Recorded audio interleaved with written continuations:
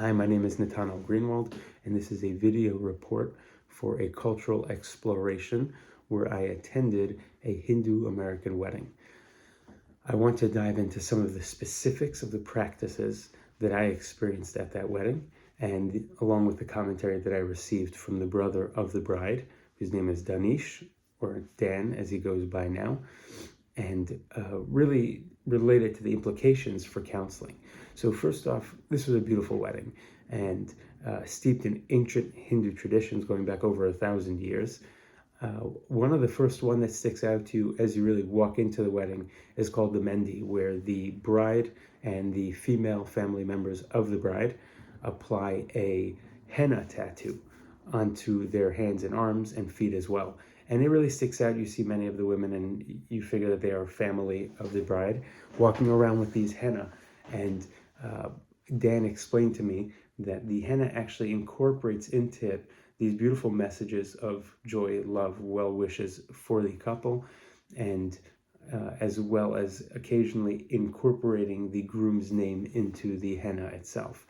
Now, one thing I learned is that marriage from the Hindu perspective, this matrimony is considered a spiritual partnership which unifies the minds, bodies, and souls of the partners, as well as building this sacred bond between their two families joining together. And this concept of family joining together was present throughout this event. When the groom would come in for his procession, family members were all dancing and singing around him. When the bride was sitting there present waiting for the groom, and the family would constantly be surrounding the bride. Family was never distant from the bride and groom, which really emphasizes something that we'll address later when it comes to competently and culturally addressing this couple in counseling or an individual in counseling. Two related practices that I want to highlight is the Hastamelap and the Granthi Bandhan, which is very similar. In the former, the right hands of the bride and groom are joined together, and the ends of the scarves that they wear are tied together, signifying their unity. And the latter one is that a lace is tied to the garments of the couple to signify the unity. Now, these scarves that are worn, it was beautiful to see that the groom, who is white American, the bride is Hindu, first generation, so Hindu American. The groom's family really participated very much and fully embraced these ancient traditions, and the father and brothers of the groom also adorned themselves with these beautiful scarves, whereas the groom himself wore a full sherwani, which is a really nice coat, that long coat that matches the bride's clothing as well, the bride's gowns as well. One other practice that I wanted to highlight was that the bride and groom take 7 steps together to signify the beginning of their journey as husband and wife. And each one is a promise towards the other one for building a beautiful life together. Each one step signifies another promise that they're making to each other.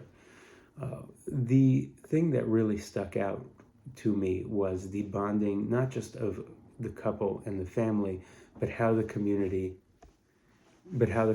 came together for them, and the multi-generational family that was present over there. When it comes to culturally competent counseling, this is very important.